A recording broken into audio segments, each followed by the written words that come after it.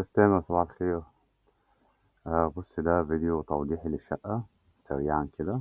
عندي هنا ده دخلة باب الشقة اهي.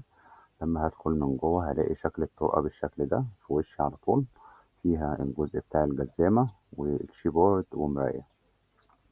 لو جينا دخلنا على ايدينا الشمال على الريسبشن اهو بالشكل ده، هلاقي حضرتك عندي الجزء.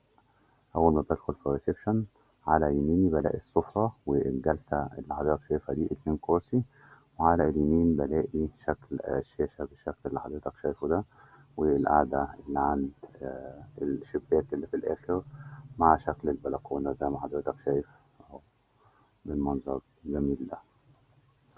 أوكي، طبعا احنا هنا في الريسبشن. لو جينا دخلنا للمطبخ هنا هنلاقي الرصة بتاعتنا بالشكل اللي حضرتك شايفه ده. دي تلاجة، جنب منها في اليونت أجزاء كده لوحدات التخزين فوق وتحت، البوتاجاز. عندي هنا الجزء بتاع المية، الحوض والغسالة، طبعا بالتقسيمة اللي حضرتك شايفها دي. لو جينا دخلنا مشينا في الطرقة هنا هنلاقي الشكل الجميل ده معانا أهو. في بانوهات على الحيطة، في أباريك، في شكل جبسن بورد بالشكل ده، وادي شباك المنور.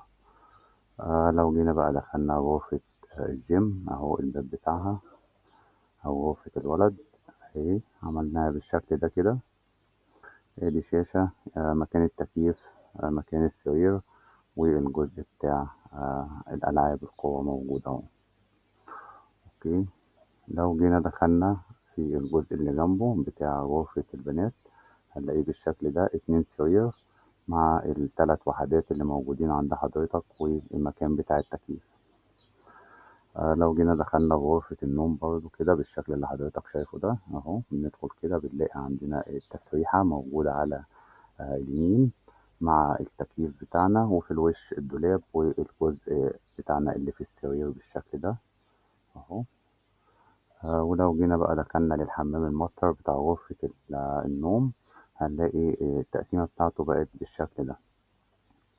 عملنا جزء للحمام، القعدة بتاعت الحوض 70 سنتي، وخدنا جزء للكابن شاور بتاعنا 80 سنتي بالشكل اللي حضرتك شايفه ده.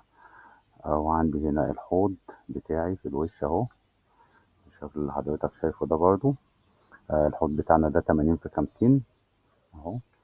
يعني هي مساحة كويسة الحمد لله، برضو قدرنا نوفقها في أوضة النوم، الحمام بتاع أوضة النوم. لو جينا للحمام الماستر، الحمام الكبير اهو زي ما حضرتك شايف، نقلنا الباب بتاع الحمام من هنا خليناه في اليمين، وخلينا كل الأجزاء بتاعتنا على الشمال واحنا داخلين، زي الحوض زي القعدة وفي الوش الكابن شاور. هو ده شكل الشقة اهو بالكامل. ان شاء الله يكون عجبك وتشوف التقسيمة مناسبة يعني. ده كل الأجزاء بتاعت الشقة. هو ده الشكل، وبالتوفيق إن شاء الله.